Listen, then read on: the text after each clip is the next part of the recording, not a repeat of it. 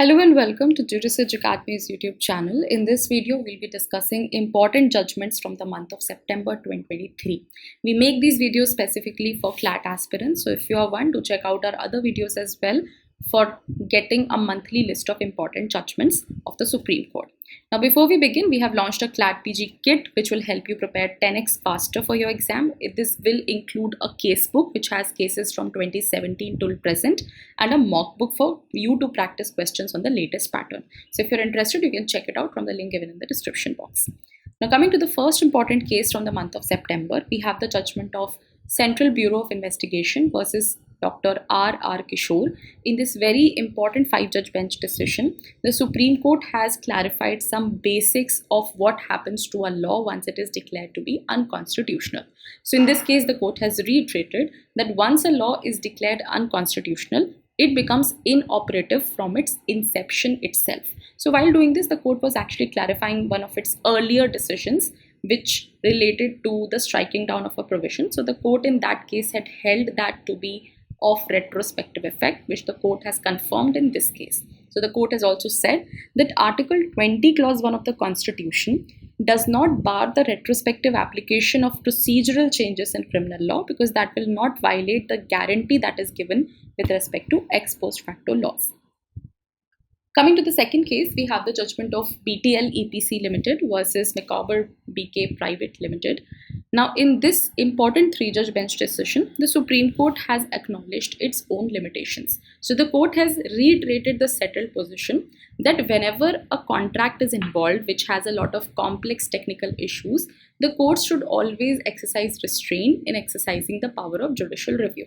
Court has further also said that even if a party to that contract is state within the meaning of Article 12, even then the court should not readily interfere in commercial or contractual matters. Coming to the third case for the month of September, we have the case of UT of Ladakh versus Jammu and Kashmir National Conference.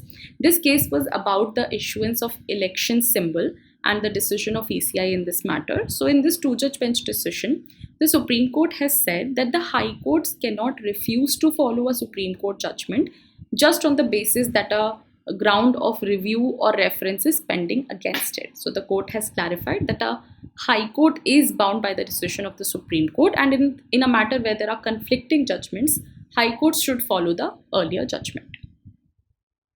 Coming to the fourth important case, we have the judgment of Revan Sidappa versus Mallika Arjun. This is a very important judgment on family law.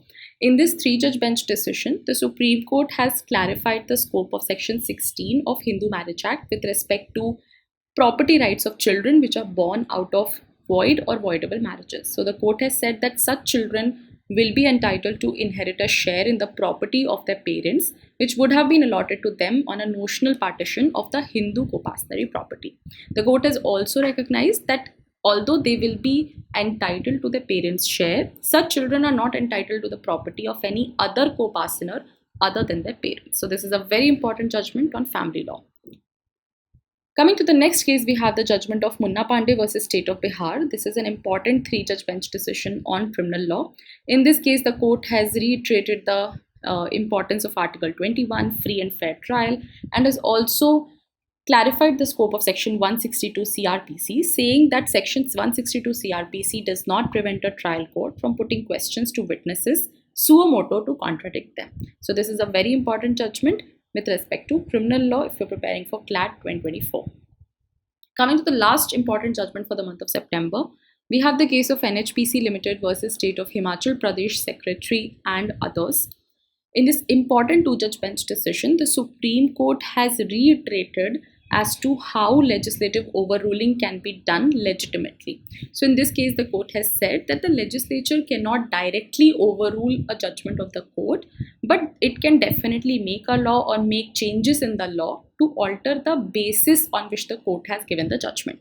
So in this case, the court has clarified and also reiterated a very settled position on legislative overruling. So this will be a very important case for you guys, especially if you're preparing for CLAT PG 2024.